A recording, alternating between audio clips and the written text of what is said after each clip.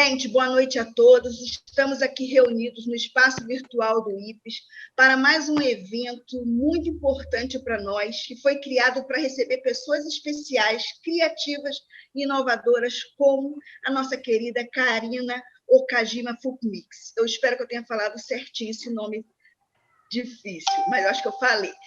E esse espaço, Conversa com o Autor, além de divulgar a obra, traz a oportunidade da gente conhecer as questões cruciais que estão vinculadas às linhas de pesquisas do IPES. Então, a gente agradece, primeiramente, a você que está aí nos assistindo, pela oportunidade de compartilhar as nossas ideias, de ter a presença em pleno carnaval, a nossa querida Karina.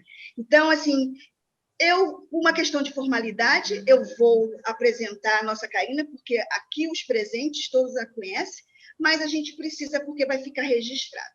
Karina Okajima, ela é psicóloga, sociologista, gestaltoterapeuta, psicopedagoga, isso eu não sabia, descobri hoje. Ela tem pós-doutorado e doutorado em psicologia pelo Instituto de Psicologia da USP, além de ser autora de várias obras super importantes no campo da sociologia e da gestalterapia. Então, para nós, é uma honra, mas mais do que honra, é uma alegria, Karina, porque você já faz parte do IPES. Seja bem-vinda nesse espaço acolhedor e feliz por podermos falar. Eu me perguntei, meu Deus, em pleno carnaval vamos falar de suicídio, acolhimento, intervenção. Aí eu pensei, não, lendo suas obras, Karina, eu pude ver que nós íamos falar de uma coisa que carece muito a nós nesse momento, que é esperançar. E é em nome desse verbo que eu gostaria de fazer da nossa noite um momento para todos nós nos abrirmos para aprender com você o sentido profundo do verbo esperançar no contexto do luto por suicídio. Muito obrigada, Karina. Em nome de toda a diretoria do IPES, eu lhe dou as boas-vindas. Querida Deise, para mim é uma honra, agradeço muitíssimo o IPES, a diretoria, o Caio, toda a equipe que se mobilizou em pleno carnaval para estar me recebendo. Eu acho muito aconchegante quando você me chama de nossa Karina, né? Então, aí, assim, me sinto muito acolhida, me sinto muito pertencente, e realmente, em pleno carnaval, a gente vai falar do esperançar, até porque esse carnaval, e durante esse tempo, tem se feito uma situação muito atípica para todos nós. Então, alguns lugares têm carnavais, outros não, né? A gente está numa situação em que a gente precisa ter uma certa privacidade, uma certa intimidade, pouca aglomeração. Isso faz com que a gente tenha de se voltar para a gente. Então, eu achei muito pertinente a possibilidade de estar realmente no meio do carnaval, e peço desculpas para as pessoas, né, que a gente marcou neste dia, até porque, como eu tenho e eu tirei este dia para ficar aqui, eu fiz alguns atendimentos, então, assim, tudo aquilo que eu conhecia teve de mudar. Assim como tudo aquilo que nós conhecíamos em virtude da pandemia teve de mudar, e da mesma forma que eu penso no meu trabalho. Eu trabalho com processos autodestrutivos, eu trabalho especificamente hoje com mais ênfase com o luto por suicídio e com as ações que eu faço para acolher o impacto de um suicídio de alguém que a gente ama.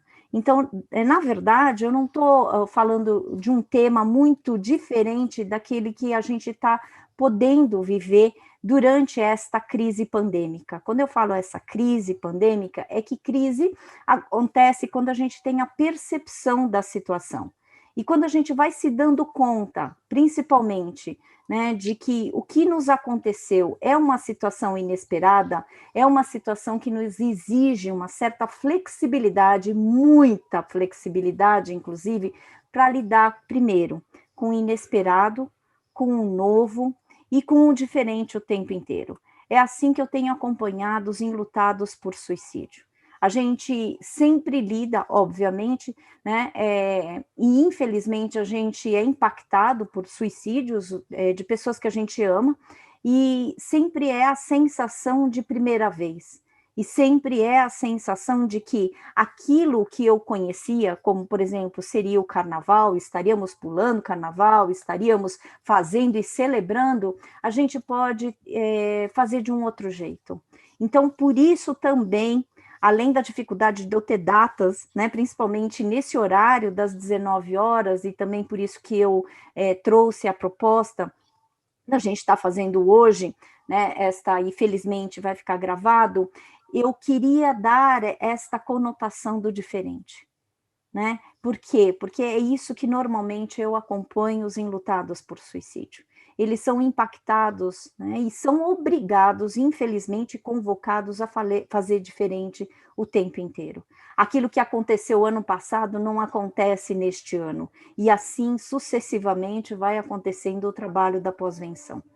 O trabalho da pós-venção é um trabalho de prevenção de gerações futuras, segundo Schneidman, mas a gente sabe que prevenção significa você também ajudar as pessoas a terem flexibilidade para lidar com novas situações. E isso que realmente é o que eu considero como crise. Por isso que eu falo de gerenciamento de crise como a capacidade da gente lidar com as situações com um certo frescor, só que quando a gente está em carne viva, em sofrimento, fica difícil ter esse olhar ingênuo, esse olhar de frescor, esse olhar de boas-vindas para o novo. Então, é um pouco do que nós conversaremos, é um pouco da justificativa, sem querer convencê-los, né? Mas, assim, eu acho que a gente tem escolhas na vida, né? E a escolha que eu fiz é, assim, oferecer essa terça-feira que nós poderíamos estar descansando, mas a gente escolhe estar juntos, e eu agradeço demais vocês terem se aberto para me receber nesse dia também atípico, diferente, né, e que a gente tem que remodular um pouco o nosso conceito do que a gente está podendo fazer juntos aqui agora. Karina, você nos presenteou com duas obras, né, que eu não sei se vocês conhecem. O tema da nossa conversa de hoje estão presentes nessas duas obras. A primeira, eu digo a primeira porque os dois são do mesmo ano, mas pela lógica eu acredito que essa foi escrita primeiro, depois veio este, né? Então, sobreviventes enlutados por suicídio, cuidados e intervenções. O segundo, programa RAISE, gerenciamento de crises, prevenção e pós-venção do suicídio em escolas. Nós vamos começar a nossa conversa, eu acho que teria que ser por aqui, primeiramente perguntando o que são os sobreviventes? Por que escrever um livro sobre sobreviventes enlutados por suicídio, Karina? O que te motivou a escrever sobre este livro? Na verdade, os dois livros, eles foram publicados juntos, porque os dois livros se tratam do resultado do meu pós-doutorado. Tá? Então, eu comecei o pós-doutorado em 2013 com o objetivo de ampliar já os estudos que eu já fazia a partir do meu doutorado, que aí, em 2009, eu entrei no doutorado com a proposta de estudar o luto por suicídio, porque eu tinha certeza, e isso se confirmou ao longo do processo de estudo e o aprofundamento, que o luto por suicídio tinha suas especificidades. Então, eu fui acolhida pelo programa escolar de Psicologia Escolar e do Desenvolvimento Humano, pela professora Maria Júlia Kovacs, que antigamente era a minha sonho de consumo, mas hoje virou a minha mamis, porque me adotou como filhota, graças a essa relação que a gente tem desde 2009, que se configurou, inclusive, uma relação de amizade, de muita admiração e de muita parceria. Por quê? Em 2009, eu não a conhecia, entro com a proposta de estudar o luto por suicídio, mais especificamente para pesquisar o luto de suicídios de pais que se mataram, né? Então, eu gostaria de entender como era o luto dos filhos das pessoas que se mataram. Então, eu entrei com esta proposta, principalmente porque eu estava recém-enlutada do que seria o meu primeiro filho, daquele que seria meu primeiro filho, então, imbuída de dor né, para entender um pouco do luto, eu comecei a me aproximar. Então, eu posso hoje falar que o meu luto de não conseguir ser mãe naquela época fez com que eu me abrisse para os estudos sobre luto, mas luto de filhos de pessoas. E aí, coincidências ou não, né, eu não acredito em coincidências, eu acredito que nada é por acaso.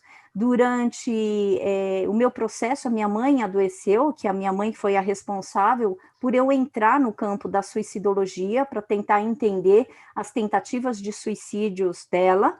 E aí, então, eu entro com esta proposta de luto de filhas, né, de filhos de pessoas que se mataram, e aí, então, meses antes de eu defender a minha tese de doutorado, a minha mãe morre. Então, tudo isso fez com que eu ressignificasse, primeiro, o meu lugar na suicidologia, eu trabalhasse efetivamente e visceralmente com o meu próprio luto, de ser uma filha enlutada. E eu acredito que quando a gente vira órfão, a gente fica muito à deriva, né? Como se fosse madeira dentro de um mar, solto. Bom, então, o que aconteceu? Eu defendi, então, a tese de doutorado em 2013, e em maio de 2013, e em novembro, Maria Júlia Kovacs, que foi a minha orientadora, supervisora, ela me manda um e-mail falando que a USP tinha pela primeira vez recebido uma bolsa pela CAPES para pós-doutorados, e se eu não queria participar da seleção de pós-doutorados que ela me orientaria, né? Então, ela oferecia orientação, mas que eu precisaria participar de um concurso. Foi isso que eu fiz, né? Eu pedi licença não remunerada para a universidade que eu trabalhava, né? Porque eu não estava pronta para pedir demissão, até porque o pós-doc eu faria em 2 anos da minha vida e voltaria na minha docência, no meu trabalho com a universidade. Enfim, entrei, passei em primeiro lugar nessa, ganhei a bolsa. Então, quando você ganha a bolsa, você não pode ter vínculo empregatício. Pedi licença, então, não remunerada para a universidade, e no ano seguinte eu tenho a inflamação cerebral. E eu já estava, então, fazendo pós-doc, e aí o pós-doc, então, originou esses 2 livros, porque o relatório, né, ele demorou um pouquinho para ser concluído por causa da minha inflamação. Então, no meio do caminho, eu vivi um tsunami existencial, que foi a inflamação cerebral, o que eu trago como uma aproximação de um luto por suicídio. Quem é enlutado e é impactado pelo suicídio de quem ama, vive um tsunami existencial, tal como eu vivi na minha inflamação cerebral. Enfim, os 2 anos não consegui terminar o pós-doc em 2 anos, em virtude desse meu adoecimento. Eu demorei 4 anos para concluir o meu pós-doc. Eu volto lá para a USP para terminar o meu pós-doutorado, tanto é que o relatório que eu entreguei, a minha tese, então estava um calhamaço de mais de 400 páginas, então por isso que estrategicamente eu dividi nesses 2 livros. Não por acaso, também, porque aqui eu estudo a parte psicológica, ou seja, por isso que eu coloco sobreviventes enlutados por suicídio, porque aqui eu tenho uma compreensão de psicoterapeuta, de psicologia, né, trazendo e abarcando as principais sensações e pensamentos e realmente alinhando com um plano de políticas públicas para pós-venção. Aqui, coincidentemente ou não, um mês depois que eu finalizo o pós-doc, entrego para a USP, o Colégio Bandeirantes teve o primeiro caso de suicídio, e aí então eles me chamaram e para fazer um programa de pós-venção. Então, tudo aquele trabalho que eu tive, teórico, porque eu já estudava alguns anos atrás sobre as ações, o que a gente precisava fazer, principalmente em escolas, porque como você hoje viu, eu sou psicopedagoga, sempre admirei o lado da educação, então eu sempre acreditei nessa articulação entre as 2 áreas, a área clínica e a área educacional. Enfim, o Band me chama para fazer o primeiro, na verdade, programa de pós-venção, porque aquilo que eu tinha alinhado como as ações principais, infelizmente, com menos de 10 dias, a gente tem um segundo suicídio acontecendo na escola, e que então aquilo que a gente tinha alinhado como ação teórica virou ação na prática. Ou seja, quase que virou um protocolo, porque a gente teve que aplicar 2 vezes, praticamente, tudo que a gente alinhou, né, anteriormente. Então, assim, por isso que aqui está, assim, o fazer, né, o que fazer quando acontece um suicídio. E aqui tem toda uma compreensão realmente psicológica. Então, é por isso, sabe, Daisy, que quando você me pergunta por que escrever, né, um livro ou livros sobre sobreviventes enlutados por suicídio, porque eu sempre acreditei que a gente precisa ofertar espaço, principalmente para um sofrimento intenso, para um sofrimento que fica latejando, enquanto a gente não oferece espaço e não conversa sobre a necessidade de trazer à tona os sentimentos. Eu acho que, assim, eu tenho uma reverência enorme pelos enlutados, eu chamo os enlutados como os meus filhos, né, porque são pessoas que eu sempre acreditei que conseguem sobreviver, né? E survivor victims é um termo do Schneidman.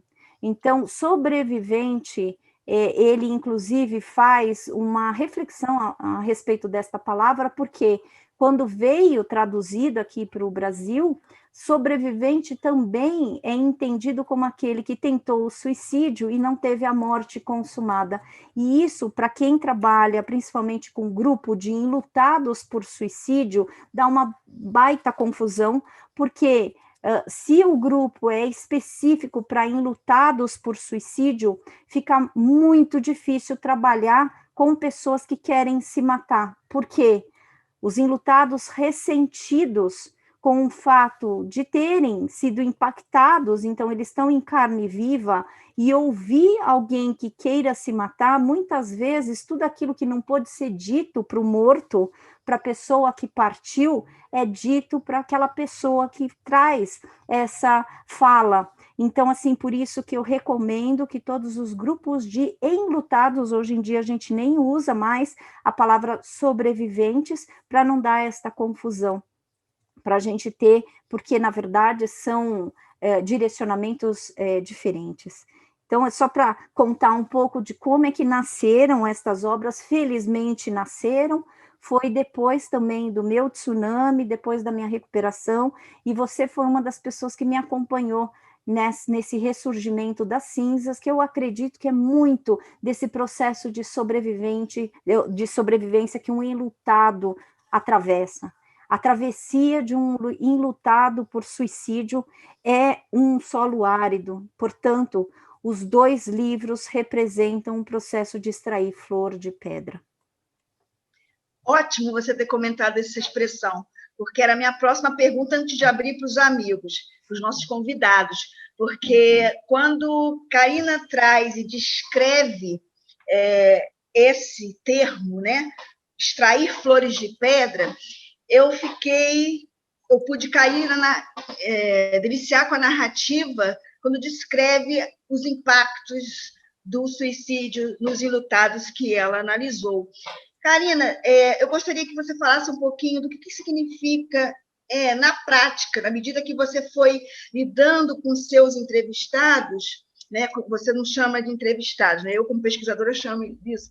No caso, seria alguns você chamou de colaboradores, os que aceitaram, né, ser chamado de sobrevivente, e os que não aceitaram. E os que aceitaram, você chamou de sobrevivente. Então, eu queria que você me dissesse o que é isso na prática e qual foi.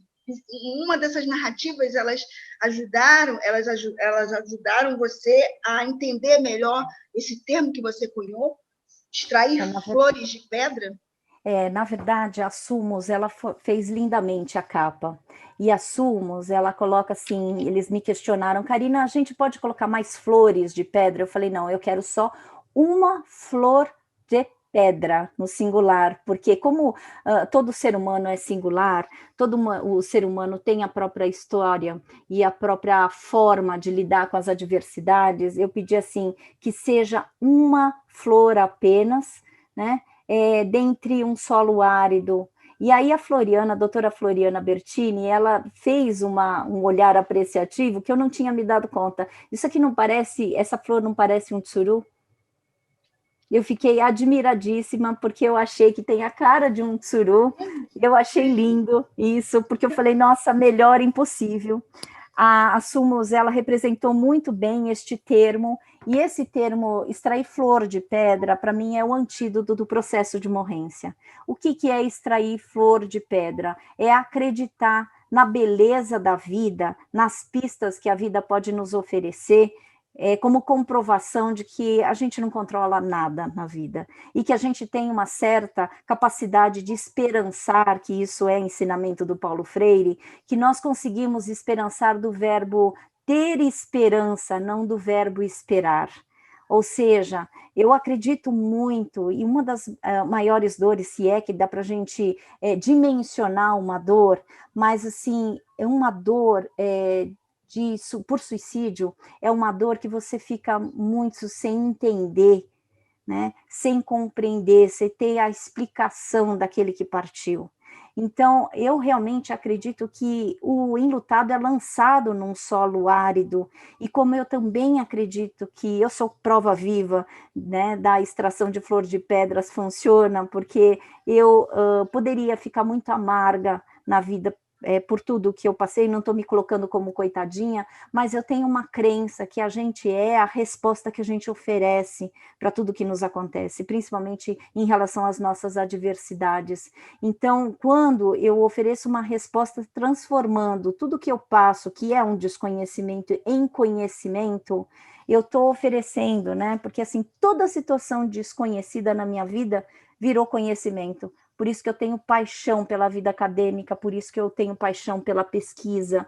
E esta fase de transformar desconhecimento em conhecimento é a segunda fase do processo de extrair flor de pedras. Sabe qual que é a primeira fase? Transformar dor em amor. Então, toda a minha dor que fica em carne viva, ela foi transformada em amor pelos enlutados, em amor pelas pessoas, em compaixão e uma certa generosidade compreensiva de que aquele que tentou se matar, ou aquele que se matou, ou morreu por suicídio, merece um lugar de respeito. Ele nunca vai poder ser, e isso é uma das coisas que eu mais trabalho em termos de minha missão, a gente não pode confundir a ação suicida com a pessoa, porque a pessoa ela é muito maior do que a ação, o ato suicida. E muitas vezes, então, o meu cuidado é tentar ajudar as pessoas, a sociedade brasileira, a não confundir e a não tomar parte pelo todo. Muitas vezes a gente generaliza, né? Só porque a pessoa se matou, então ou era ela louca ou ela não tinha Deus no coração, e o que dirá os familiares, que são as pessoas que ficam. Então, meu propósito, primeiro, é defender a honra, a dignidade das histórias que vivem esta tragédia, porque, de fato, ninguém gostaria de viver esse tipo de situação e esse tipo de morte, porque é uma morte violenta, é uma morte trágica, mas eu sempre cuidei, né, e meu propósito é sempre defender no sentido de oferecer lugares de respeito e de fazer um trabalho psicoeducativo para mostrar para as pessoas: não trate mal um familiar, não trate mal um enlutado, né? E também não trate, não julgue aquele que partiu por suicídio. É fácil a gente ser pedra, o difícil é ser vidraça. E aí, então, realmente, a minha luta não é para incentivar o suicídio, mas é tratar com muito carinho as pessoas que vivem nesta seara, né? É trazer um lugar de pertencimento para tão pouco pertencimento, porque muitas vezes eu acredito, por isso que, então, esse daqui tem um caráter muito voltado para as políticas públicas, porque aqui eu faço, né, considerando algumas ações com o objetivo de despertar a atenção, né, lá do pessoal lá de cima, que eu não tenho nenhuma intenção de estar lá em cima, mas eu realmente tenho um sonho até o final da minha vida. Eu espero que realmente, né, as pessoas possam cuidar mais, tanto dos enlutados como as pessoas em intenso sofrimento existencial. Obrigada, Karina. Vamos agora abrir um pouquinho, antes de falar da metodologia, da experiência da implementação do programa RAISE, que eu estou muito curiosa, nós abrimos para vocês. Alguém gostaria de fazer uma pergunta à nossa convidada? Eu gostaria. Então, Beto, querido, fica à vontade. Karina, como é que foi a experiência de colher, né, todos os depoimentos para a construção do seu livro? Né, porque foram a gente acompanhando, a gente vê que são experiências muito fortes. Né? Como é que foi para você colher e colocar no seu livro todas aquelas experiências? Beto, eu acredito que a tua resposta, a tua pergunta, ela é muito importante, porque como foi? Eu não tenho uma única resposta, né? Talvez eu possa falar assim, como foram todas as situações e todos os afetos que eu vivenciei, porque totalizando deram 32 participações, então 32 colaboradores, e eu de fato acredito que são colaboradores mais do que entrevistados, porque em muitas das entrevistas, em muitas das vivências que eu tive, eu precisei, inclusive, não somente ficar com uma só entrevista, eu precisei, em alguns momentos, revisar e acolher alguns entrevistados, e por isso que, para mim, foram experiências, assim, diversas, porque é impossível não ficar impactado, impossível não ficar mobilizada. Então, a maior parte, isso, realmente eu tive uma ajuda, né, pelo fato de eu ser psicoterapeuta. Então, a experiência clínica me ajudou e muito, né, na forma como eu consegui conduzir a pesquisa fenomenológica. Eu utilizo o método fenomenológico, cujo objetivo principal é andar e trilhar o caminho, né, da qualidade vivencial de cada situação. Então, assim, foram entrevistas de, em média, 3 a 4 horas para mim, então, o que tornava o processo bastante exaustivo, porém, né, como eu falei, em algumas pessoas eu precisei revê-las, inclusive para fazer esse acolhimento.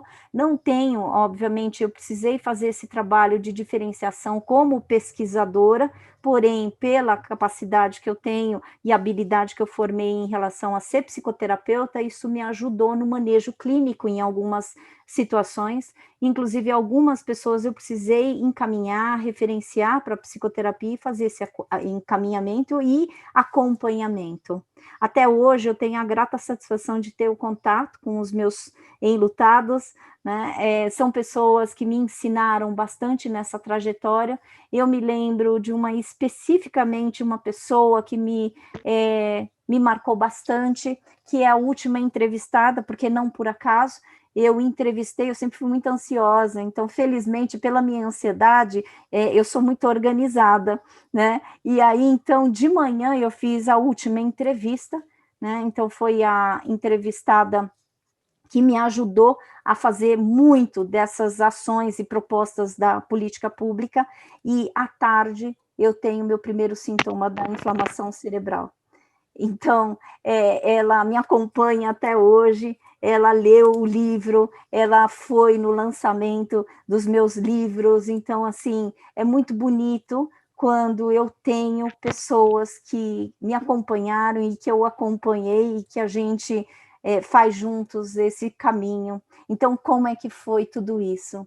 Foi muito enriquecedor, porque, como eu falei para vocês no começo, quando a gente trabalha com enlutamento por suicídio, a gente tem que aprender a lidar e a acolher a diferença e o diferente.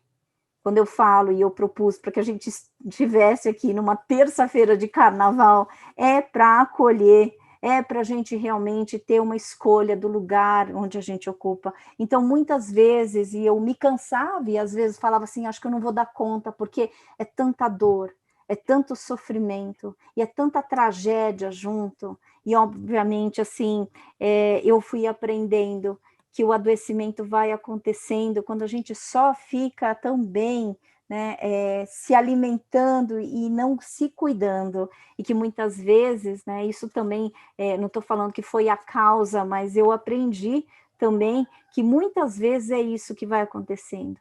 A dor fica parada, e muitas vezes a gente também tem a condição de adoecer. Então, acho que toda essa experiência me ensina que é realmente possível a gente extrair flor de pedra, é realmente possível a gente criar uma esperança e uma vida, apesar da morte daqueles que se foram. Então, assim, acredito sim que dá para a gente se reconciliar com a gente. Eu também sei que, assim, o luto, ele não finda, né? Ele não se finaliza. O luto é processo inclusive para a gente conseguir se reconciliar apesar da ausência concreta do outro. A partida física, né, acontece agora, a partida relacional, emocional, ela permanece. Então, foi tudo isso que eu fui aprendendo. Não sei se eu te respondi ou abri um pouquinho mais, né? Respondeu perfeitamente. Assim, é sempre bom, sempre agradável. É como um bálsamo ouvir você, né? Você carrega uma, você carrega uma vasta experiência. Não é à toa que você é uma psicologista conhecida. Não é à toa que nós estamos aqui hoje conversando sobre esse tema tão necessário numa terça-feira de carnaval, porque acreditamos que o sofrimento é todo dia, acontece todos os dias. E, porventura, também um acolhimento também precisa ser todos os dias. Então, Karina, muito obrigado pela resposta, você respondeu perfeitamente. Ai, Beto, você é um querido. Você, esses dias, no ponto e vírgula, colocou uma frase minha, né, que eu te agradeço muito pelo carinho, pelo acompanhamento, e é isso que eu proponho também com os enlutados, desse acompanhamento, não fazer com que essa pessoa não se sinta solitária, né? Você colocou, então, a pergunta do meu doutorado, que é: por que se calar se o falar é tão importante? Né? Por que a gente tem que se calar sobre o nosso sofrimento, sobre os nossos sentimentos? Então, gratidão, meu amigo, porque você se tornou o meu amigo de coração, e eu, né, fico feliz da vida. Posso perguntar, Deise? Pode, Adriana. Deixa só, Adriana, tem só uma pessoa na sua frente, que eu vou fazer alternando aqui. A Vilma do Facebook, Vilma Sueli, pergunta assim: doutora Karina, a senhora acha que é adequado epidemiologizar o suicídio? Não acho, Vilma. Sabe por quê? Porque eu acho que, assim, sofrimento... Não, é a Vilma. Ah, Vilma. Então, Vilma, eu não acho, sabe por quê? Porque eu acredito que, assim, para mim, suicídio, e eu vou na perspectiva do Schneiderman, é sofrimento existencial intenso, não é doença. Então, se eu falar que sofrimento significa doença, então tem cura. Se você encontrar a cura, você me fala, porque eu gostaria muito de ter uma pílula, um remédio que curasse sofrimento, e não tem. Eu entendo que se você existiu, se você nasceu como existência, você vai ter no seu kit o sofrimento. E aí a gente é aquilo que a gente faz com o nosso sofrimento. Ok, obrigada, Karina. Nossa, Adriana, por favor, depois você, Solange. Estou adorando fechar meu carnaval com as minhas amadas Deise, Karina, Kátia. Obrigada, é um presente. Karina, queria que você falasse um pouquinho, se não existe remédio para o sofrimento, existem pequenas pílulas que é a criatividade, né? Estou pensando numa paciente específica que, através do violento sofrimento, que ela ficou entre mandar um e-mail e se matar, e a partir do acompanhamento ela tem feito um quadro, um poema, um vídeo, um texto. Eu tenho achado uma saída sensacional. Eu queria que você falasse um pouquinho da criatividade para o alívio do nosso sofrimento. Então, o sofrimento... Obrigada. Eu que agradeço, minha amada. Eu tenho um carinho enorme por você. E, assim, eu acho que você trouxe uma palavra muito especial. Se o sofrimento não tem medicamento, se não tem remédio, quais são as pílulas? As pílulas são ações criativas, porque a gente é obrigado, que ninguém gosta de ficar no sofrimento e na dor. Obviamente, isso nos impulsiona a fazer arte. Ou seja, eu tenho uma frase que eu falo: a vida é a arte que leva tempo, principalmente para a gente se mobilizar, porque quando dói, a gente é impulsionado a não ficar naquela dor. Então, a gente precisa, e eu acredito muito que a arte cura, a gente precisa realmente inovar e se renovar o tempo inteiro, se lançando para ações que façam sentido para a gente. Se eu entendo que o suicídio é o absurdo da falta de sentido, e quando eu falo absurdo, não tem um caráter de eu criticar, eu estou falando que, assim, muitas vezes é um resultado de todo o definhar existencial, e o ápice, então, acaba sendo o suicídio.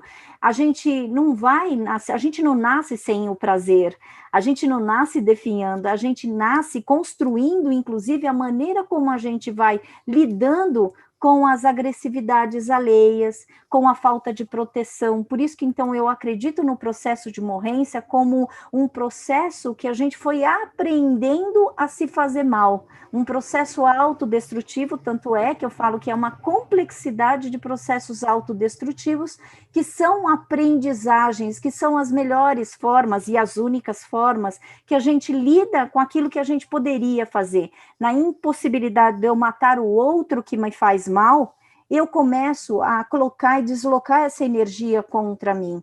E esse é o trabalho psicoeducativo que eu acredito do programa Raising, tá? Então, o que a arte ajuda? Eu gosto muito daquela frase que até então eu falava que era do Einstein, mas me falaram que não é do Einstein. Bom, enfim, eu vou falar da frase de autor desconhecido, que é: insanidade acontece quando você quer resultados diferentes fazendo as mesmas coisas. Isso quer dizer que a arte possibilita a ampliação das ações para você poder reinovar, para você inventar e se reinventar e mais. Você se resgatar existencialmente, porque é possível sim. Então, é como você falou, por meio de poemas, por meio de quadros, por meio de poesias, por meio de vídeos, a gente precisa realmente aprender a deslocar essa energia, que é a energia vital, que aí a gente precisa colocar em ação, por isso que realmente a arte cura. Obrigada, Karina. Obrigada. Solange, com você. Boa noite, Karina. Boa noite, Boa querida. noite, Miranda. Saudade de você. E para o pessoal que não me conhece, além da Karina e da Deise, eu sou militar, né? Sou psicóloga militar também, atuei como psicóloga militar por 20 anos. E, na verdade, não é uma pergunta que eu tenho para a Karina, mas um comentário sobre o quanto essa palavra enlutados me fez recordar algumas coisas alguns trabalhos que a gente foi executando a partir do momento que a gente teve contato com a palavra pós-menção, né? Porque na instituição nós prestávamos apoio não só para os policiais militares, mas também no caso de algumas ocorrências, entre elas o suicídio, nós prestávamos apoio para os familiares dos policiais militares. E para dar o espaço para que eles pudessem, né, trazer essa dor que eles estavam sentindo com a perda do militar por suicídio e pudesse receber as orientações, os encaminhamentos que estavam ao nosso alcance. Só que, com o tempo, nós percebemos que a gente estávamos tratando da família do policial militar, mas estávamos esquecendo da família policial militar, né? Que eram os companheiros dele, que o perderam, porque muitas vezes esse suicídio podia ocorrer na rua, mas alguns deles ocorriam dentro do próprio quartel. E essas pessoas estavam ficando sem esse apoio, sem esse espaço. E a partir do momento que a gente foi tendo contato com essa palavra pós-menção, é que a gente foi abrindo esse espaço também para a família policial militar. Então, é mais esse comentário de quanto essa palavra enlutado trouxe essa recordação. E, Solange, o que você traz é especial, sabe? Porque eu coloco, inclusive, no programa Raising, aquela metáfora da máscara de oxigênio. E eu adoro aquela metáfora porque é exatamente o que eu fiz nas escolas e o que eu faço nas escolas. Primeiro, a gente tem que trabalhar com as pessoas que são impactadas dentro da instituição.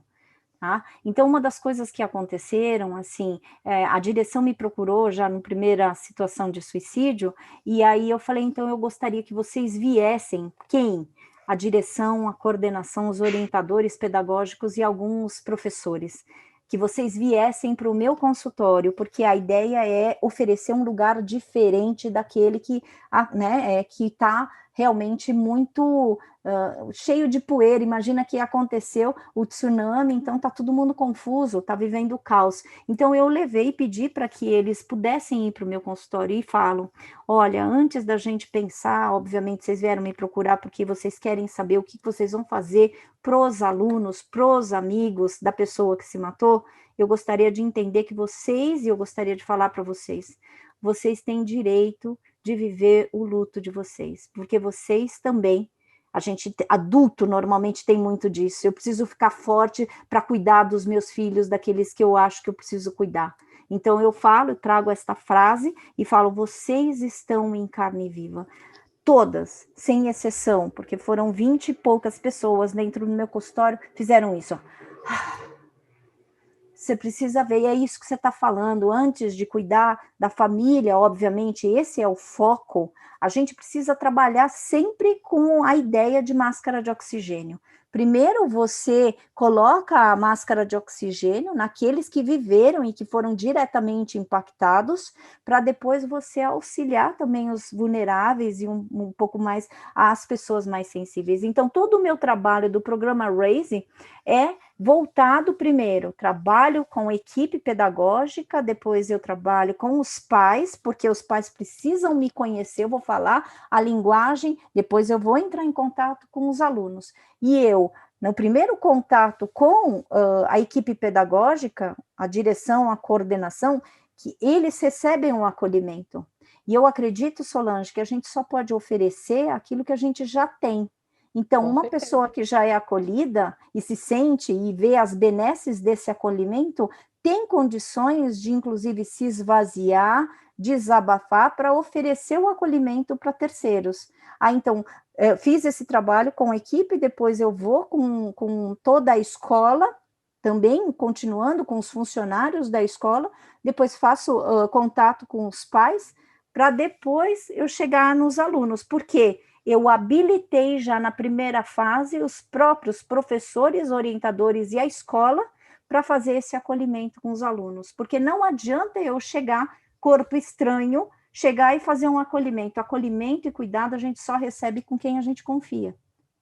Tá? Então, é isso que você fez.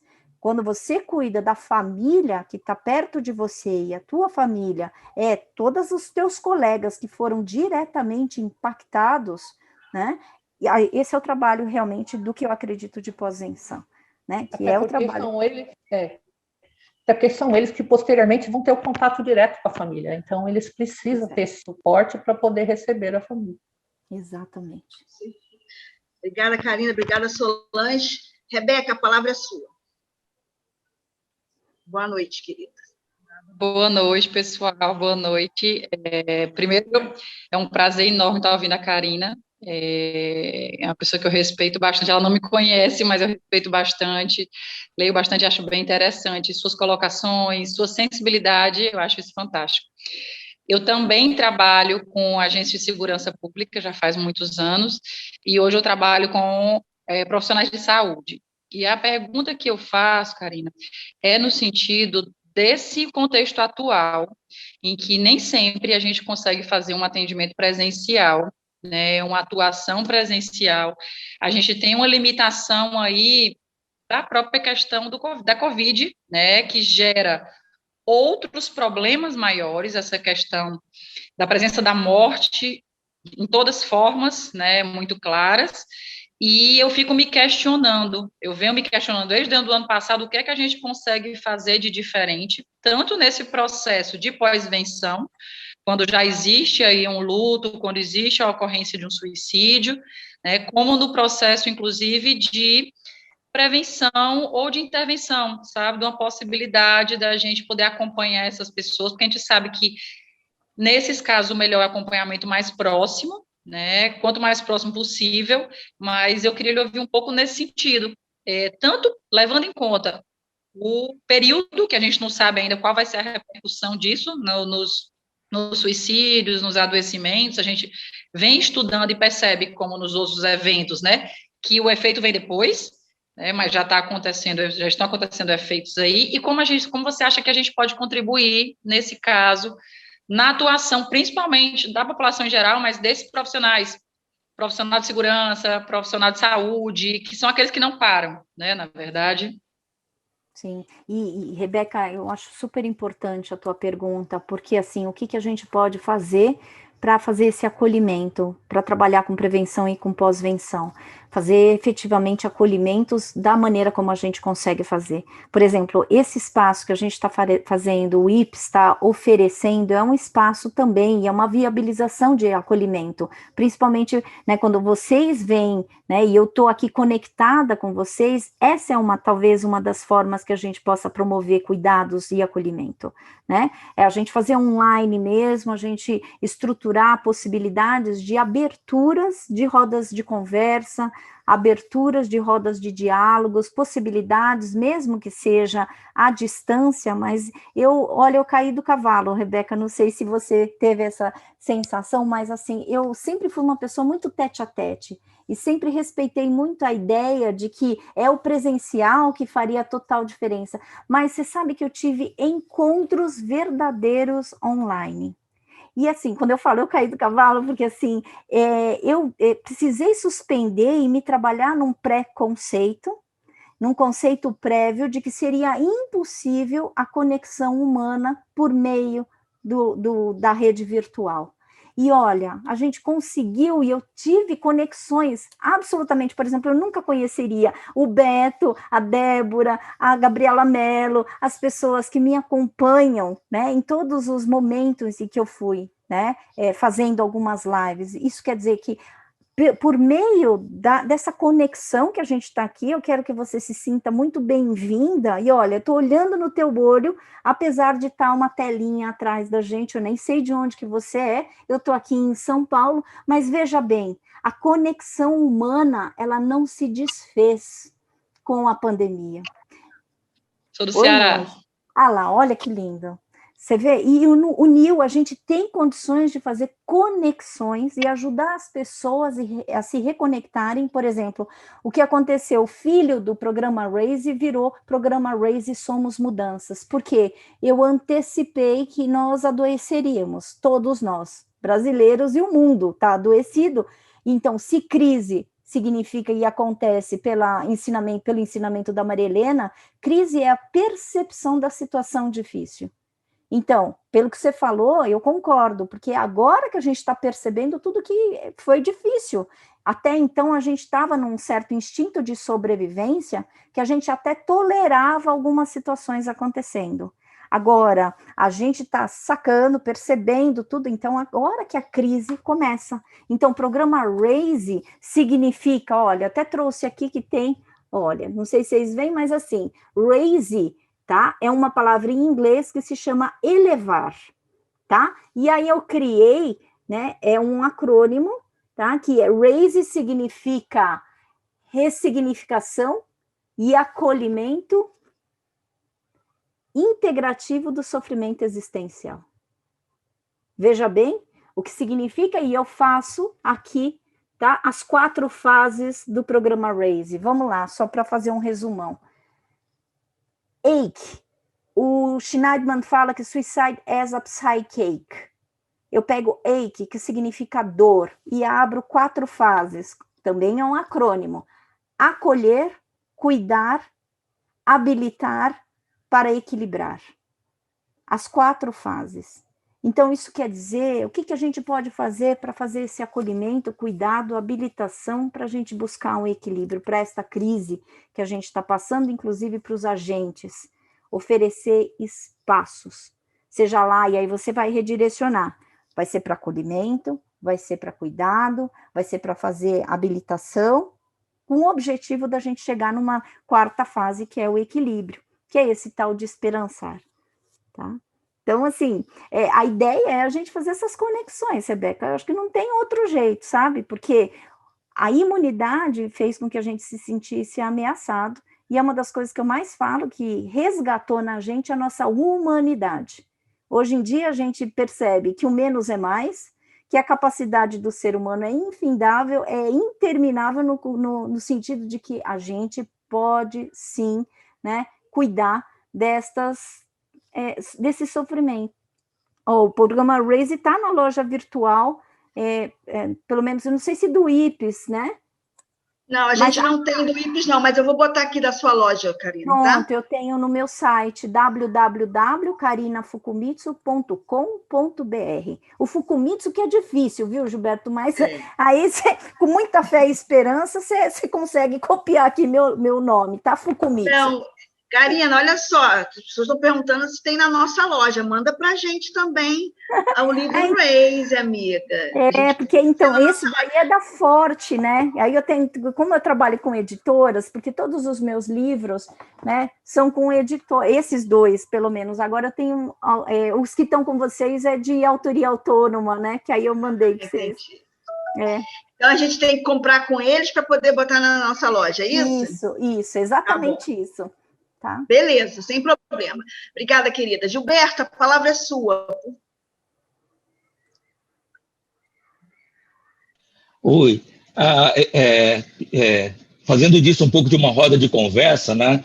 E pegando um pouco das falas da Rebeca e da Solange, que falaram sobre a questão militar, uma angústia que eu vejo no atendimento do pessoal da polícia, principalmente o militar, é ainda um medo de trazer isso à tona, de tornar isso público. E aí funciona um pouco essa questão da família policial militar que a Solange disse, porque muitas vezes eles vêm por algum amigo que eu tenho que é policial militar e que me pede que faça um atendimento, faça uma intervenção, e o que eu vejo muitas vezes é que eles procuram esse atendimento, quando procuram, na cidade vizinha, ou num lugar com um pouco mais de discrição, porque eles dizem ainda sofrer um preconceito do comando por uma questão, por estar num processo depressivo, e até o termo se eles souberem que eu estou deprimido, ou que eu estou pensando em suicídio, eles vão me mandar para a primeira, né?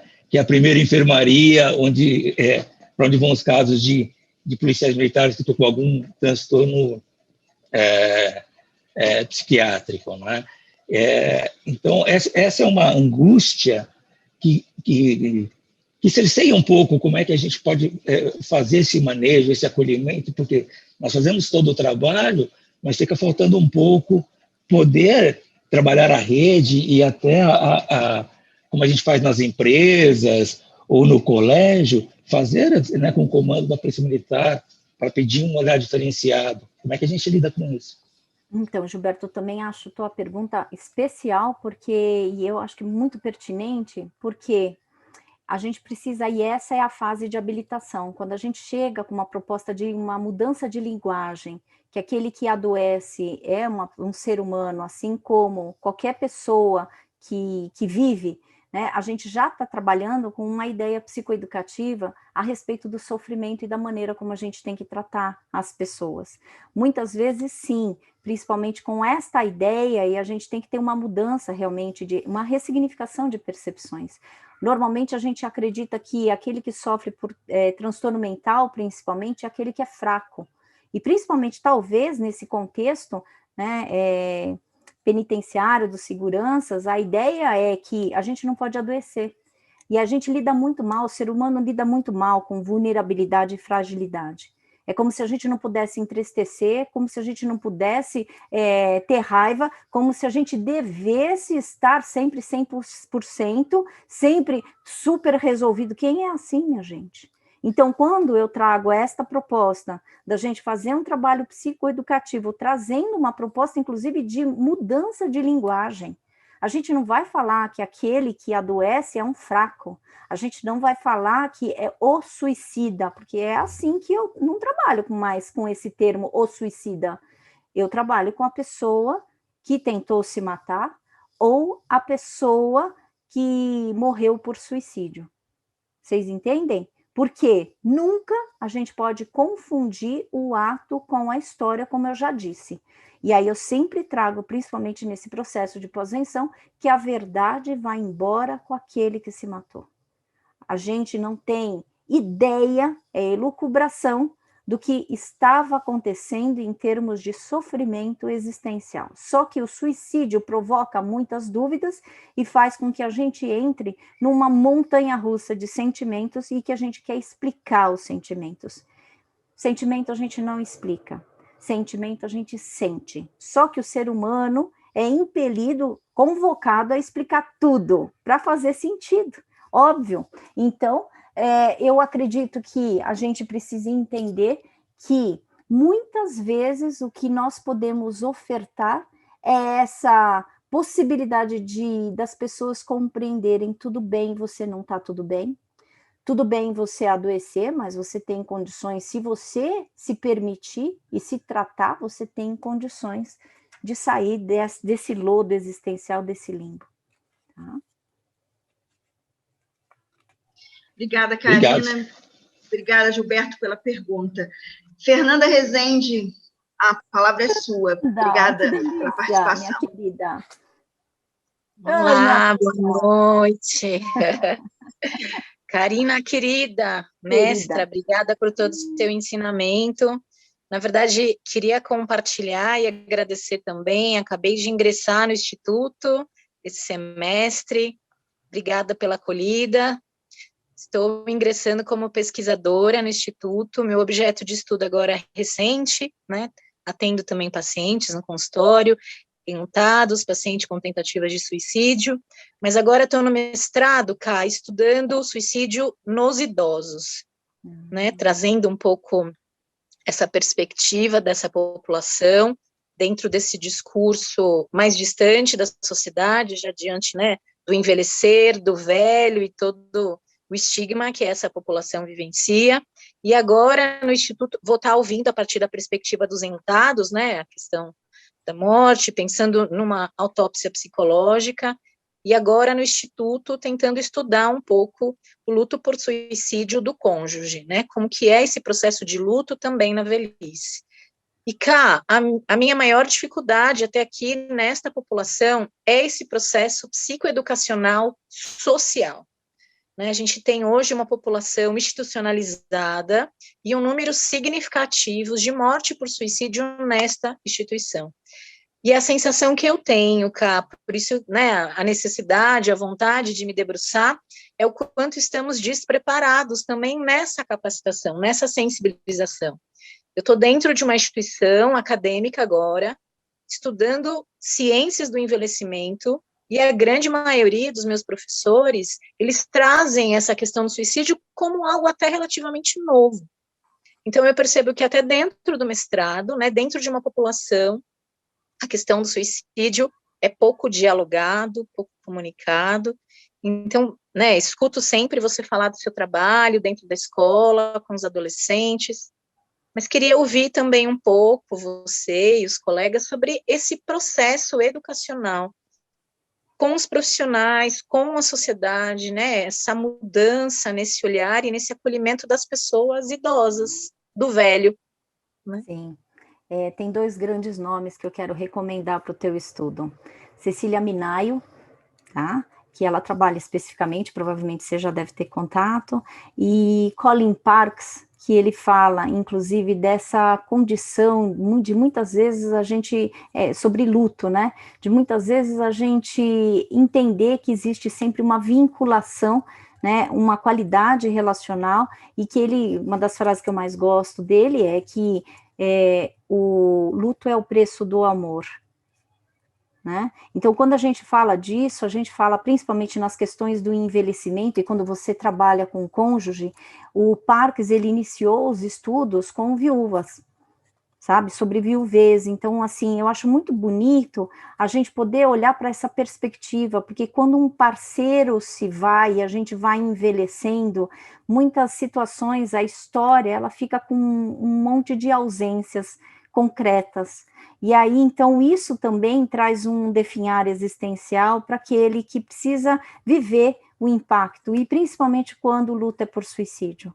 Acredito também, e concordo com você, que assim, é um trabalho de formiga. Eu coordenando a pós-graduação em suicidologia, né, exatamente com essa proposta de habilitação, o IPES aparece também com esse objetivo de fazer formação. Então, assim, o objetivo é realmente a gente ter lugares que ofertem essa discussão e essa proposta, né? Quando que você vai pensar, né, em uma suicidologista falando com outra suicidologista do IPES, que a gente tem objetivos em comum nesse trabalho de psicoeducação, né, numa terça-feira à noite de carnaval? É só a gente mesmo, né? Então é um trabalho raro que a gente tem que tornar mais, né, expandir mais, Fernanda. Então, assim, existe um despreparo, mas em se tratando principalmente, infelizmente, de suicídio, sim, ninguém foi preparado, né, para lidar com esse tema, mas, assim, felizmente a gente tem pessoas como você que estão se dedicando para essa área. Então, assim, não é que não tem, né, está tendo, a gente pode colocar no gerúndio, né, a gente está criando um trabalho psicoeducativo brasileiro, com a nossa cara, com o nosso jeito e com a nossa diversidade. Cada qual tem realmente a sua expertise, cada qual tem o seu tema, e principalmente nas questões do envelhecimento. Quando a gente fez o programa Raise Somos Mudança, tivemos as 4 mosqueteiras que conversamos muito sobre envelhecimento. Muito, porque uma das propostas de envelhecimento é uma disciplina que a gente tem lá na suicidologia, que quem oferece é a Nelly e a Maria Júlia, tá? Kovacs. Isso quer dizer que a gente tem se preocupado, sim, com essas questões de suicídio no envelhecimento, assim como o suicídio com todas as fases do desenvolvimento, porque pertence a nós, seres humanos.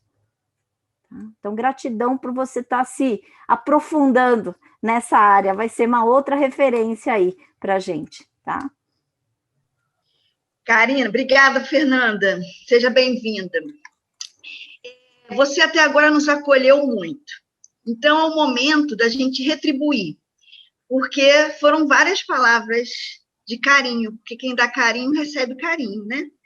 Então, eu vou ler para você um pouquinho desse carinho, além dessas pessoas lindas que estão aqui conosco. Wanda Quadra, que é a nossa coordenadora adjunta na área de Segurança Pública e Saúde do Trabalhador, deixa um recadinho para você. Gratidão, Karina, por sua expressão autêntica. Coraçãozinho para você.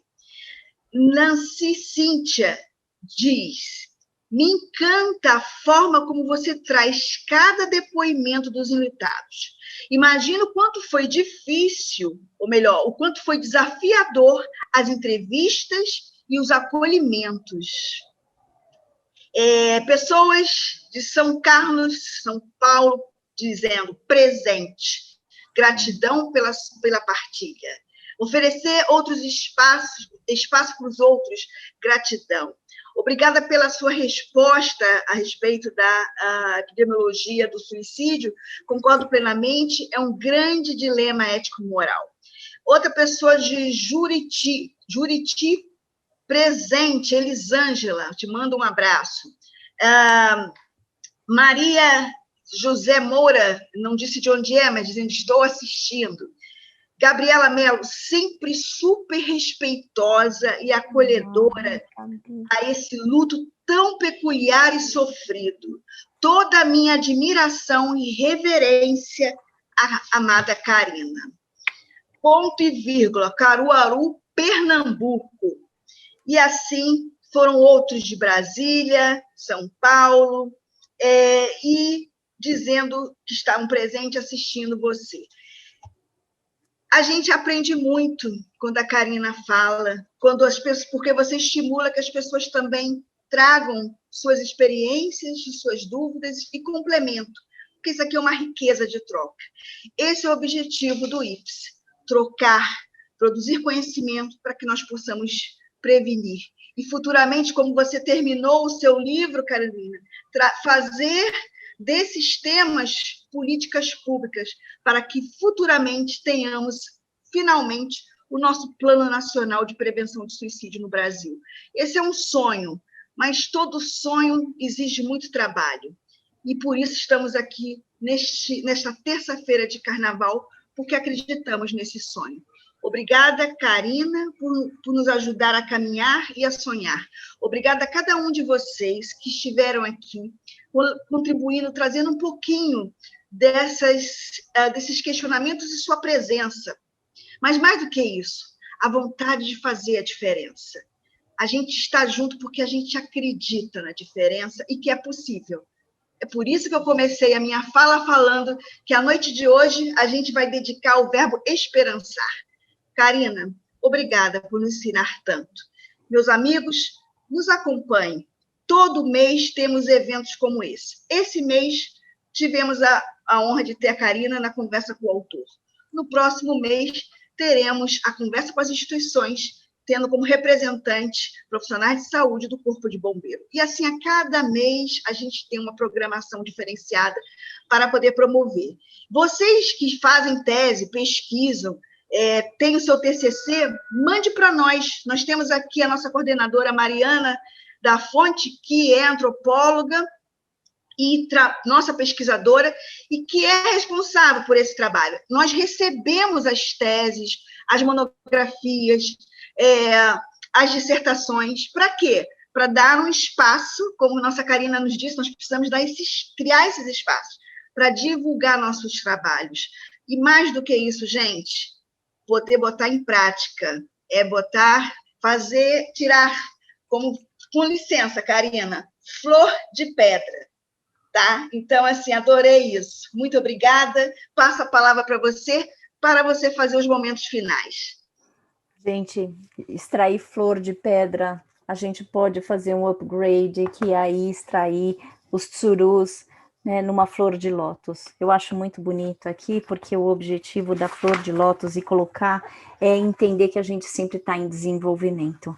Então, entendendo que a flor de lótus, ela tem esse objetivo, que ela dorme suja e ela acorda limpa, que a gente possa, a cada dia, renascer de uma maneira que a gente se dê a chance de se renovar e inovar, inclusive na nossa esperança de vida. Que você possa acreditar todas as manhãs que você... Às vezes a gente não sabe qual que é a nossa missão, por que a gente está aqui, por que a gente tem que enfrentar tantas dificuldades, mas você não precisa saber, você só precisa continuar. Então, o que eu te peço, te convido e te agradeço por caminhar diariamente comigo. Adoro receber manifestações de carinho, porque é disso que a gente precisa. A gente precisa se reconectar na nossa humanidade, no nosso carinho e no nosso afeto. IPES, gratidão por me dar essa oportunidade de estar com vocês, gratidão cada vez mais de eu conseguir entender que a gente está aqui, né, por uma única missão. A gente talvez não entenda, mas a única missão é continuar, apesar das mortes, principalmente por suicídio. Fico bastante emocionada, agradecida, emocionada mesmo, porque se tem emoção é sinal que a gente está juntos.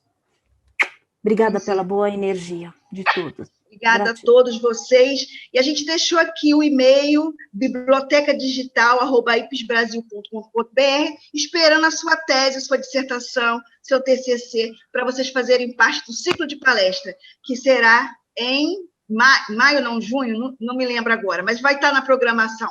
Gente, muito obrigada, mais uma vez, Karina. E, avisando, Karina vai estar com a gente na nossa capacitação esse ano, não é, Karina? Então, estamos juntos. Obrigada, minha amiga. Obrigada a todos vocês, gente. Beijo, Kátia. Beijo. Beijo a todos. Obrigada, Karina. Mariana, obrigada, Kátia. Cadê ela? Cláudia, já caiu. Rogéria, todos vocês, meus queridos. Beto, um grande abraço. Foi um prazer tê-lo conosco. Fiquem com Deus, gente. Até a próxima, Karina. Um beijo.